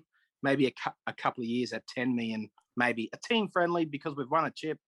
That type of scenario. But that, I think there's 1 year there where Sava's going to have to fucking dig deep and pay out some extra dollars, I think. So sorry, Jay. One of the things I just want to clear up for especially Aussie Suns fans who are probably not as well versed in how everything works. We keep talking about Sava going into the luxury, but just by going into the luxury doesn't mean we can just go and sign anyone for anything, does it? Right. How does that work? Okay.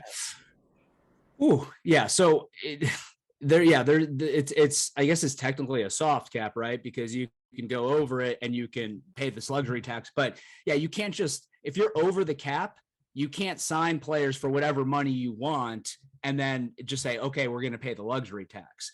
You have to, the luxury tax exists for teams to be able to keep their own guys, because when you re-sign your own guys, right, that doesn't count necessarily against against the cap if you go over, but you still have to get all your other players under the cap. So that's why we're saying, if we have $145 million tied up in those guys, that year, then we're looking at signing, mid-level exceptions or 1, 2, whatever you get, one, and then veteran minimum guys, which is not an ideal way to fill out a roster. But if you can get yourself under the cap, right, he might be a minimum contract guy by then. So, who knows? That's the point. So we would have to go over that luxury tax in all likelihood because we're going to have to add these extensions onto it. But at the end of the day, you also have to focus on where you're at before you add them in. And that's where you get that cap space where you can bring in a guy like Jay Crowder, like the Suns did a couple of years ago. That would have been the same. Was that the same offseason that Book's extension was going to kick in? No, that was the year after. That was the year after. Yeah. But anyway, so yeah, the luxury tax, and then there are different levels of it, like how much you're over that luxury tax threshold. It's like the U.S. tax system. If you're between this and that, you're this percent, and then you go up. It's the previous total amount plus another percent, like that. Like the Lakers. Isn't it like for every $1 you're over, it's $1,000 or something silly like that? No, it's not quite that bad, but it starts at, I think, $1.50 tax for every dollar you're over, and then it goes up to as much as like $2.75. So like right now, this season, I think the highest roster is the Warriors, and they're like $178 million. So they're clearly, and this year the cap is 11 this year? It's going up to 21, I think, next year. So like they're way over, but they've got that's how they built guys. That's how they built that, right? Right. By the guys they've drafted, they've kept, right. Which is where the Suns are placed. Their owner came out after the championship. I will pay whatever luxury tax to keep these guys together. Yeah. Well, and hey, Sarver was interviewed last season and it was on, I think, like CNN Money or something random like that. And it was a really short interview, but they asked him about it. And he goes, I understand it's going to be expensive to keep this team together, but I'm willing to pay for a successful product. So we haven't seen any indication that Robert Sarver is not willing to pay. Now, Nate, to go back to, I think what your original question was about DA and whether he's earned it.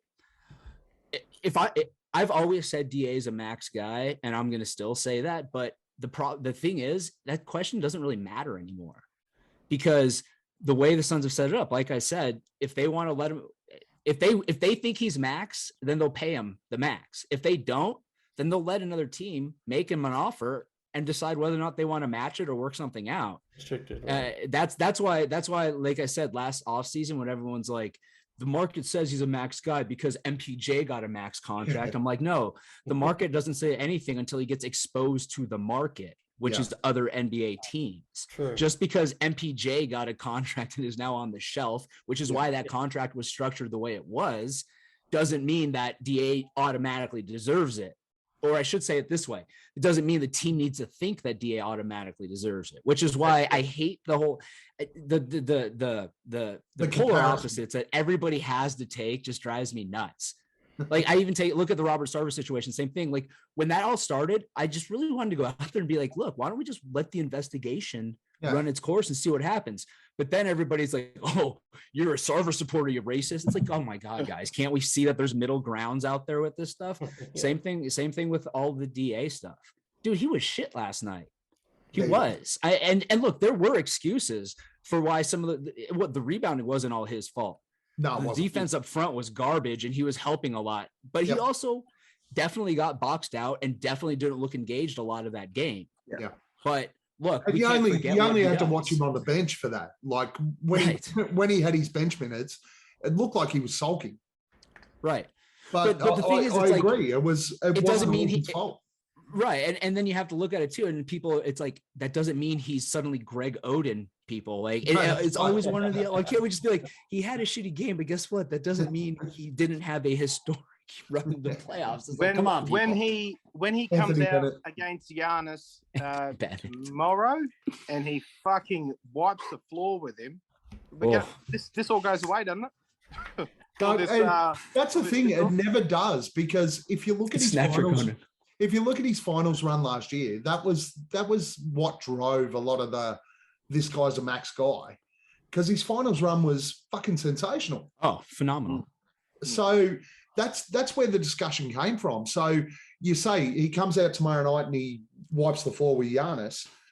It doesn't mean it goes away. The problem with for DA is then he plays fucking Miami and Bam doesn't play, and fucking what's his name, Udonis Haslem plays, and goes like, and Udonis Haslem kicks his ass, and it all just comes back. And isn't that why it makes perfect sense what the Suns did? Like, yeah, it kind of does. Like, can't people like look at it and be like, maybe James Jones isn't a fucking moron because he's done an amazing job. And if he decided for whatever reason, the negotiations went whatever they did, and he didn't want to do what DA's camp wanted him to do, are we really going to sit here and be like, oh, yeah, that's James right. Jones? And really? James has only made one fuck up, and that was recruiting or drafting Tyrese before Tyrese Halliburton. That hurt me too, because I've had a history of locking into guys that I want on the Suns, especially if they get a lot of attention to the draft. and I mean, like I said, Josh Jackson was one that I wanted when, like, early that freshman year of his at KU. We ended up getting DA because he went to high school out here. He was on my radar as a recruit, and I was like, oh, this guy seems very intriguing. There we go. And then Halliburton was a guy that I locked onto because I see this rangy long point guard that can play defense. Yeah. When that year I was like, and when not only he was that, there, I'm just like, I'm not like, only that, he's not going to take him. The discussions had already started where we were sitting there going, we need a successor for CP3, and all of us are sitting there, and Halliburton early was top 4, top 5 projected. Yeah. And but I don't know if you guys know this down there, but do you know about like kind of the wonkiness and fishiness of Halliburton's pre-draft process? No. So Halliburton's camp was very calculated with who they gave his medical information to, because Halliburton had a knee or something, or I can't remember what it was. Hip? No, that was Cam. And if I'm not mistaken, the Suns were one of the teams that he did not give that information to. Okay. So if that truly was the case, then nobody can sit there and be like, oh, I can't believe the Suns didn't take it. Yeah. Like, if anything, like, A, do you do that without the information? And B, even if you want to, what kind of message is he sending to your team? You know, in terms of have fun in Indiana. Right. And now, don't get me wrong, I still would have loved for them to draft him, but hey, it is what it is. At least maybe if that's all accurate, then there's logic behind maybe why that didn't happen. But hey, look, Jalen Smith doesn't look like he was that bad of a pick. He just didn't have a role on this team. Yeah. Last question. Flex has legit sources, and every fucker dishing shit on him is a Gronk. So Jay, I'm going to leave you till last. Boyd. Oh, 100%, man. I've been into it with some. So what Twitter does? It's a fucking cesspool, right? So you get one of these fucking clowns on there saying, "Oh no, he's fucking." He's beating around the bush, and oh no, this maybe happen. If it's a full moon tonight, this might happen, or this. And then you get this fucking pylon effect where everyone just jumps on, and because it's a cool fucking podcast host, they fucking they all just jump on and they just pick up that narrative and run with it. And Flex is a fucking cool dude, and look, I was skeptical at the start as well, but after speaking with some people in the know, I now know better. But all that shit, all these fuckers in there fucking playing gang ups, and they do it on the fucking daily. They're gronks, man. They all need to fuck off. That is it. Fucking who's that podcast? I'll think of it and say it later. But I retweeted one of his things and I got fucking hammered by all of his cronies just jumping on there saying, fucking liking all of his comments. I thought I made a little bit of sense and I was doing the right thing, but I just got fucking barraged with crap. Did you say something mean? Did you say something mean about Luca? Is that what it was? Because he does not like Luca. He does not like Luca. Nor do I. I do. It was a really good podcast too. I think it was at the Timeline. One of the guys off there. It's I loved it. I fucking love that podcast. But also I fucking love Flex too. So I don't want to see him with his fucking horde of fucking followers who just fucking smashing this prick and they don't know fucking what's right or wrong. So anyway, all right, pisses me off. The passionate response we'd expect from you, Boyd. That's it. I don't got any comment. Yeah, I do. I don't get on the Twitter bandwagon. I don't. As soon as I see some bullshit on Twitter, I sign off. I don't. Except ridiculous Cage with the extending fucking. Well, now I want to know how far it goes. Like if that arm gets to Mars, that is cool. That was still the funniest shit I've ever seen. Look, I don't follow all this shit that's going on with Flex and everyone's opinion on Flex and people that want to come on the pod and don't talk about Flex. But I've got what? I watched Espo made a comment more than once in previous pods, and he was talking about how genuine the contacts and everything was. And I've got no reason to sit here and say, well, Espo's full of shit. So I'm going to sit here and say, hey, you know what? If the guy's got something to say, I'll listen to Flex. I'm not going to sit here and shit on him. All right, Jay. Yeah. Go for it. If you talk shit about Flex, you obviously have some internal reflection you have to do. Okay? Because very diplomatic. I love that. All it is jealousy, dude. Because here's the thing. I know who Flex's people are. Flex's people are as legit as they come. And the people that talk shit about him know exactly who they are too. I guarantee you. But they do it because they love the fucking attention. And they are such dipshit, sociopathic, egomaniacal douchebags that they can't help themselves. And it's just jealousy at the end of the day. That's what it boils down to. Flex is a good dude. Flex has legit sources, and Flex gives information to people that he has no reason to give to if he doesn't want to. Does Flex have to go beyond his circle of people he likes and knows and say, hey, this is what's going on? No, he doesn't, but he does it. And he does it despite the fact that he gets a barrage of shit. I've told him, dude, I'm like, dude, I can't believe you put up with this shit. Like, why? And he just does. He takes it well as one would, I guess. Right. And at the end of the day, you're choosing to find it too. Right. If you don't like it, then don't pay attention to it. I love Twitter because my timeline is so clean at this point. So clean. It's all positivity. It's flowers and rainbows and Phoenix Suns basketball. That's it. Every now and then something weird creeps in and I'm like, oh, that's not cool. But hey, it brings me back down to reality a little bit. But at the end of the day, dude, Flex is doing a service to Suns fans. And we should appreciate that, not talk shit to him about it because of it. And let's also, how about the fact that, okay, you guys know John Bloom, right? You know Bloomer? Yeah. So like Bloom does the Suns road games. He's the post game and pre-game guy. He has Flex on every freaking episode. If Flex is out there just spreading lies, do you think the station, do you think Bloom would be like out there being like, oh, no, dude, like there's a reason why he talks to the people he talks to. There's a reason why he's had opportunities within like the Suns universe that he's had, because he's a good guy and he knows folks. That's just what it boils down to. And whether you like it or not, it's the reality of it. And if you don't like it, then shut your fucking mouth. So well put. Very, very well put. And my only input on this is we're all fucking Suns fans. Why the fuck do we bash the fuck out of each other all the time?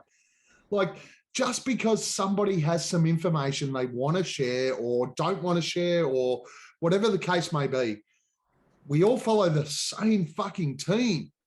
Like, why the fuck is there internal rivalries in a group of people who follow the same fucking team? What? We should all want to get the most amount of information about our team so that we know it. Whether it's fucking George or Frank or Tom, or I don't give a fuck who sends me the message. I just want to know the info. And this shit's happened way too long. Happens in every fan base, by the way. And when the Lakers do it, I enjoy it. But honestly, guys, fucking hell. Info is info. Who cares where it comes from? And I love the fact too, people are like, there's never details. Because if you have somebody who's giving you information and they say don't give all this information and you do, what happens? Yeah, try you stop getting the information again. Yeah. What a concept, right? Like, yeah. Now I'm not going to sleep tonight. Now I'm all fired up. Thanks, guys. It's the point of sources. I think is a source tells you something, and you go, and they go, don't release it yet, but I'll send you a text when I can. Cool. All right, gents, it's just short of 2 hours now. It's just, oh my God. All right. So we've got you guys talk way too much. God. This was this was a hell of a lot of fun though. And we could probably go for another 3 hours, but we are at the end of thumbs up, thumbs down. Justin, thank you very much for jumping on. You're welcome. Thank you, guys. Thank you. I had a fucking ball with this one. Boyd, last comments? No, I got none. We've covered everything. You're finished. Nate, last comments? I've actually got two. They'll be real quick. Gav, you like to open, apparently, every time we talk to an American with, do you know about how we ride our kangaroos to work? Yeah. On a very lighthearted note, Justin, do you know what the name of the most famous kangaroo in Australian history is? Oh, good question. No, I don't. I didn't think there would be one. It's Skippy. Skippy. Come on, man. I'm like, what's it? Skippy is the bush kangaroo. Skippy the bush kangaroo. Like, is he a mascot of something? It was a television show, bro. Like, we had a television show called Skippy the Bush Kangaroo. Where basically, I might, if I can't sleep tonight, I know what I'm watching. Basically, Justin, how it worked. How it worked, Justin. Hold on. How it worked, Justin, was there was a young kid who lived with his family out in the bush, and Skippy the kangaroo would hop along, and he'd walk up to the kid and go, and the kid would go, "What's that, Skip? Someone's fallen down the well." And then they'd all rush to the well and save him. A minute. Hold on. We had that here. It was called Lassie, and it was a dog. Yeah, same thing. Same thing with the kangaroo. Shut up. Yeah. Shut up. That's Skippy. wild. Yeah. That's amazing. Hold on. So I just learned that there's an Australian version of Lassie, or maybe it's because ours was like in the 50s or something like that. But yeah, ours was Australian.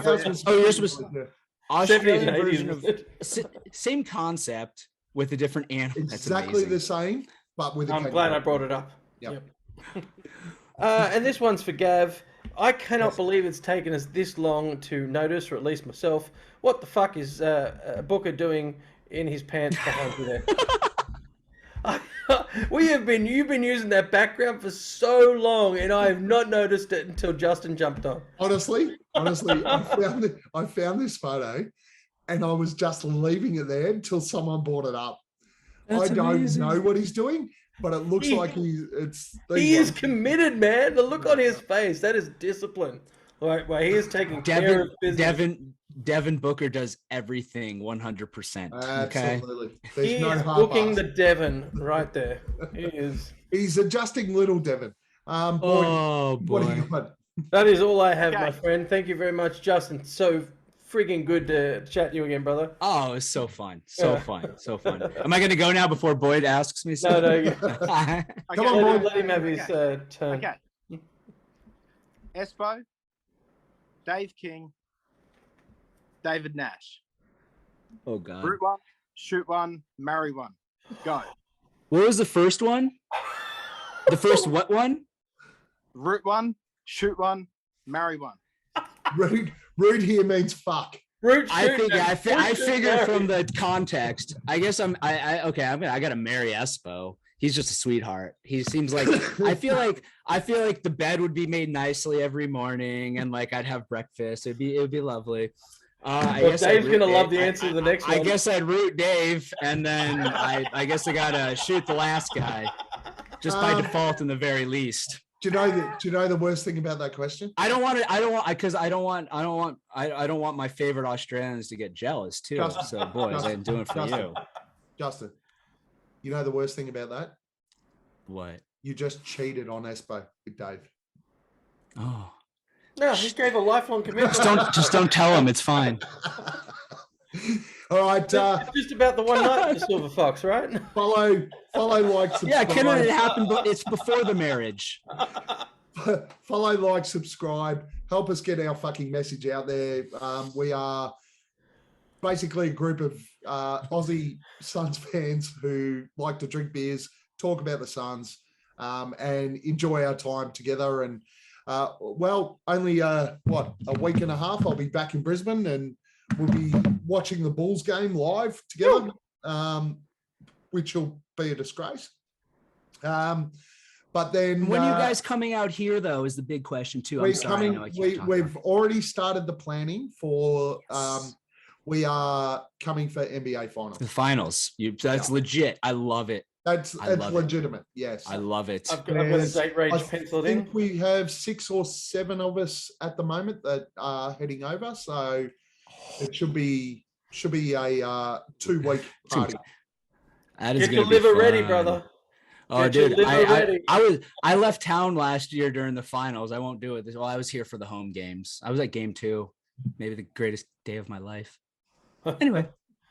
Hey, seriously, I appreciate you guys having me on. This was a lot of fun, and I'm sorry I talked so much, but it was a lot of fun. Hey, I'm sure everyone listening appreciates your insight too, brother. Thank you. Absolutely. Yeah, thank you, Boyd. Thank you, Boyd, for reaching out and making it happen. Man. Yeah, thanks, Boyd. Yeah, Boyd, way to go. And for us, we just love jumping on talking about the Suns. It's what we do. So fun. For you to jump on, make the time to come out, really appreciate it, mate. Thank you very much. Oh, absolutely, guys. I anytime. Let's do it again. Yeah, absolutely. We absolutely should. You can jump on our live one when we're in Phoenix for the finals. Oh, that'd be awesome. You could even show us how to do one properly, because we failed miserably last time. And Nate, I promise nothing. Always appreciate you jumping on, Nate. Because I'm going to do about an hour's worth of work after we finish. You do the work. You do the work when we're finished. And Boyd, I do that too. You get it. It's like the same dynamic as ours. There you go. See you guys. We will see you tomorrow for our regular pod. That was awesome. Thanks, Justin. Thanks, Boyd. Thanks, Nate. See you guys. Absolutely, guys. Thanks, guys. Have a good day, afternoon, evening. Evening, yeah. Have a good evening. Later, boys. What's up, Aussie Suns fans? This is, I would say, top 3 podcast out there. The Aussie Suns Fan podcast. This is terrible. I'm sorry. What's...